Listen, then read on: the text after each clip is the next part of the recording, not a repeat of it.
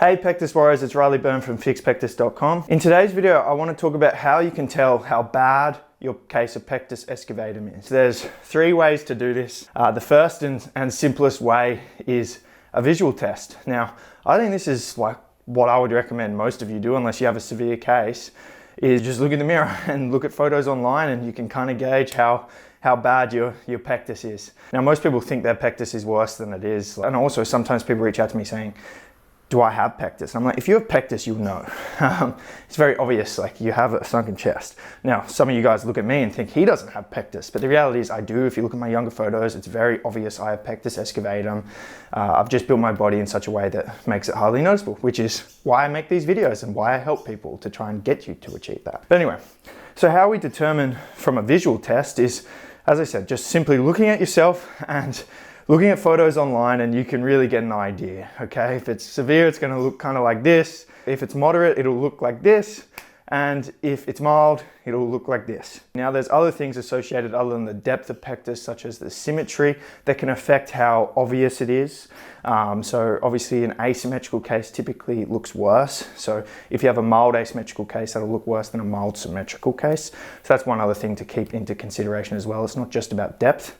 And also some pectus are more widespread as well. So if you have a more widespread pectus, that's maybe not that deep, it's still going to look quite severe. So there is limitations obviously to just visual tests. There is actually a measuring system called the Hauler index, which I'll get to later in this video, which definitely is the best way to tell how severe your pectus is. I'd say the next method of telling how severe your pectus is, which is actually quite limited, is just measuring it. So like, something that I did when I was a kid is like, and even when I was using the vacuum belt to test how much it lifted my chest acutely. I never used the vacuum belt properly for my transformation, by the way, guys. I was just testing it on YouTube for like a couple of weeks. You need to use it for like a year plus. And generally speaking, you need to be under 18 and still growing for it to work. Anyway, I would like measure, I would put a ruler across my chest and then put a tape measure in at the deepest point, and then you can get a measurement. But one of the flaws of that is if you have big pecs, then obviously the distance between the furthest in point and the furthest out point is going to be accentuated. So it's going to make the measurement reading seem worse than it is. So this is more applicable to someone who hasn't developed their pecs yet, who is very skinny, because then that will be giving you a good indication of how deep it is just based on bone to bone, if you haven't really developed pec muscle tissue yet. So yeah, that method's pretty flawed if you're muscular or if you're overweight as well and you've got like fat on your chest, and that's obviously going to make it seem deeper than it is as well. And then the final and most accurate form of telling how severe your pectus is getting a scan, a CT scan, and then you get your Hauler index, okay? Now your Hauler index is a number that is calculated by using the scan to get a measurement of the width of your chest, internal to internal, from the widest points, divided by the length of from the inside of your sternum, so the deepest point of your sternum on the inside, to the closest point to that of your spine on the inside. And so obviously, if this measurement here is small from the inside of your sternum to your spine, then that means you have a deep pectus because it's going in more, which is making the gap between your sternum and your spine less, okay? Whereas if you have a mild pectus or a normal chest, obviously it's going to be bigger, right? Okay, and so the way the Hauler index then works is the smaller this measurement is, the more times it's going to go into this measurement, okay? Which therefore results in a higher Hauler index. So the higher your Hauler index is, the more severe your case of pectus excavatum is.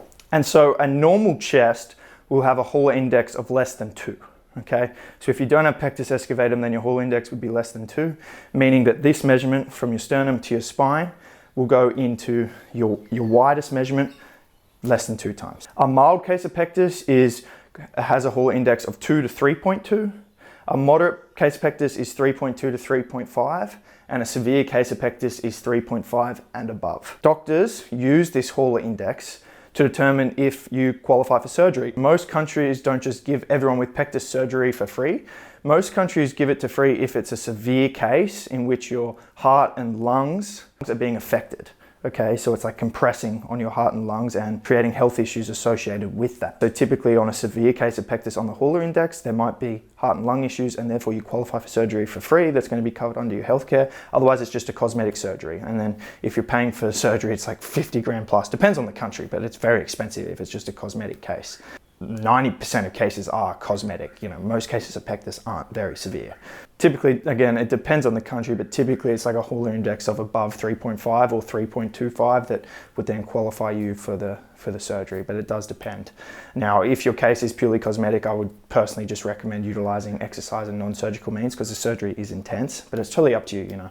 It's your choice as to what you want to do. Surgery definitely has its benefits, especially on a severe case, but you know, obviously I'm an advocate for exercise to overcome your pectus, and you know, that's what I've utilized and hundreds of my clients have utilized. I'd never even got a CT scan and got my Hall index calculated, and the reason for that was when I consulted with a doctor about surgery, it was evident just from them looking at me and also knowing my symptoms, which were purely cosmetic plus slightly compromised cardiovascular function. So I get like early onset of shortness of breath and asthma, which could have been related to pectus, but it wasn't like enough of a health concern to qualify for me for surgery. So when I was 13, anyway, the doctor just looked at my pectus and basically said, like, if you got surgery, you'd have to pay for it, it'd be cosmetic. And so there was no real point in paying for the CT scan. So for most of you with a mild pectus, that's what will happen. So most of you probably won't get the CT scan to then get your Hall index.